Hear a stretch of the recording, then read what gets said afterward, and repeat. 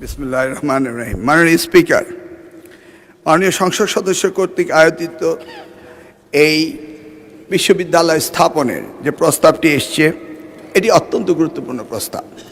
সেই সাথে আমি দেখেছি আরও 9 জন মাননীয় সংসদ সদস্য এর সমর্থনে, কেউ কৃষি বিশ্ববিদ্যালয়, কেউ কৃষি কলেজ এবং কেউ বা পূর্ণাঙ্গ বিশ্ববিদ্যালয়ের জন্য আবেদন করেছেন।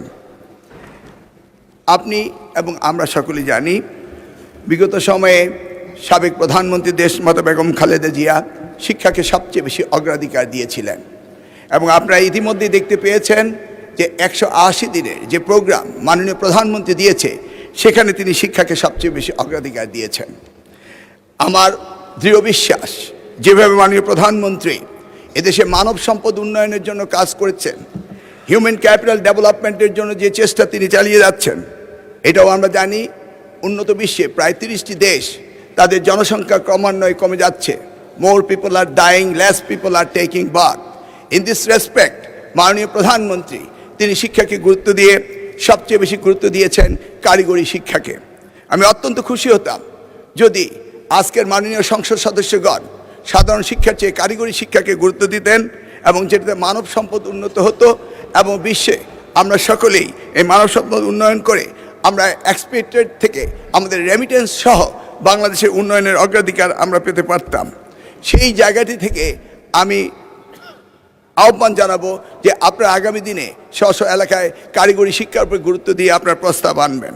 ময়মনসিংহ 13টি উপজেলা, 11 জন মাননীয় সংসদ সদস্যের প্রায় 59 লক্ষ জনগণের অধিবাসী, তার মধ্যে নিয়ারলি 20,000 হচ্ছে নিয়ারলি 22 ইয়ার্স ওল্ড, যারা ইউনিভার্সিটিগুলিতে যায়। সেই জায়গায় আমাদের কৃষি বিশ্ববিদ্যালয় রয়েছে এবং পাশাপাশি আমাদের ওখানে জামালপুর পার্শ্ববর্তী জেলায় বিজ্ঞান ও প্রযুক্তি বিশ্ববিদ্যালয় রয়েছে, একটি প্রাইভেট বিশ্ববিদ্যালয় রয়েছে ব্রহ্মপুত্র ইন্টারন্যাশনাল ইউনিভার্সিটি এবং পাশে রয়েছে নেত্রকোনা ইউনিভার্সিটি। গফরগাঁও থেকে ময়মনসিংহের দূরত্ব মাত্র 52 কিলোমিটার।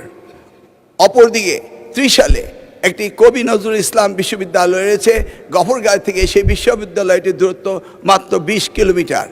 আমরা যদি এই জিওগ্রাফিক লোকেশন এবং ডেমোগ্রাফিক লোকেশনকে আমরা সঠিকভাবে পর্যালোচনা করি, তাহলে আপাতত এই গফরগাঁওতে একটি পূর্ণাঙ্গ বিশ্ববিদ্যালয় দেওয়াটা এই মুহূর্তে কতটা যুক্তিসঙ্গত সেই বিচারের দাবি আমি মাননীয় সংসদ সদস্যের উপরে রেখে দিলাম, কারণ ওনার পার্শ্ববর্তী এলাকাগুলিতে রয়েছে।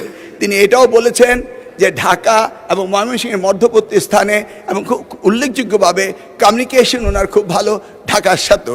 সেক্ষেত্রে তিনি আবার পুনর্বিবেচনা করতে পারেন যে তিনি কি সত্যিকার বিশ্ববিদ্যালয় স্থাপনের কথা বলবেন না কোনো কারিগরি প্রতিষ্ঠানের কথা বলবেন।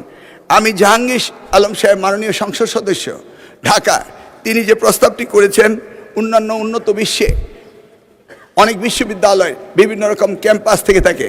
তিনি একটি সুন্দর দাবি করেছেন যে পূর্বাঞ্চলে সরকারের জায়গা রয়েছে, সেখান থেকে জায়গা নিয়ে ঢাকা বিশ্ববিদ্যালয় ক্যাম্পাস 2 করা যায় কিনা সেই ব্যাপারে তিনি আহ্বান জানিয়েছেন। সেই বিষয়টি আমরা আগামী দিনে মন্ত্রণালয় পর্যায়ে এবং মাননীয় প্রধানমন্ত্রী পর্যায়ে আমরা আলোচনা, ঢাকা ইউনিভার্সিটি থাক পূর্বাঞ্চলে জায়গা আছে, আই মিন দ্যাট। ওকে, আমার কথা বলতে ওকে। ঢাকা বিশ্ববিদ্যালয়ের দ্বিতীয় ক্যাম্পাস করলে ঢাকা বিশ্ববিদ্যালয়ে ট্রাফিক জ্যাম এবং অন্যান্য বিষয়গুলো বিবেচনায় এনে সেটি অদূর ভবিষ্যতে বিবেচনা আনা যায় কিনা সেই ব্যাপারে আমরা পর্যবেক্ষণ করে দেখব। মাননীয় স্পিকার, আমি জানি সকলেই তার স্ব এলাকায় বিশ্ববিদ্যালয় স্থাপনের জন্য আপ্রাণ চেষ্টা করে যাচ্ছেন। যেমনিভাবে মুন্সিগঞ্জের মাননীয় সংসদ সদস্য আবদুল্লাহ সাহেবও বললেন যে নদীর ওপারেই মুন্সিগঞ্জে কোনো বিশ্ববিদ্যালয়, ঠিক তেমনিভাবে রমিন ফারহানা ব্রাহ্মণবাড়িয়া মাননীয় সংসদ সদস্য তিনিও বলেছেন যে ব্রাহ্মণবাড়িয়াতেও তার কোনো বিজ্ঞান প্রযুক্তি বলে কোনো বিশ্ববিদ্যালয় সেখানে নেই। আমাদের বর্তমানে 57টি পাবলিক বিশ্ববিদ্যালয় রয়েছে। আমরা আগামী দিনে উত্তরোত্তর এই বিশ্ববিদ্যালয়গুলো বৃদ্ধিকরণ এবং জনগণের চাহিদা মেটানো এবং আমরা চাই একটি শিক্ষিত জাতি গঠন করার জন্য, সেই ক্ষেত্রে আমরা আগামী দিনে এই চিন্তাভাবনা করব। তবে এই মুহূর্তে গফরগাঁয়ে দেওয়াটা কতটা সমীচীন হবে সেই ব্যাপারে আমি মাননীয় সংসদ সদস্যকে বলবো, আপনি নিজ বিবেচনায় এই দাবিটি প্রত্যাহার করার অনুরোধ করছি। ধন্যবাদ আপনাকে।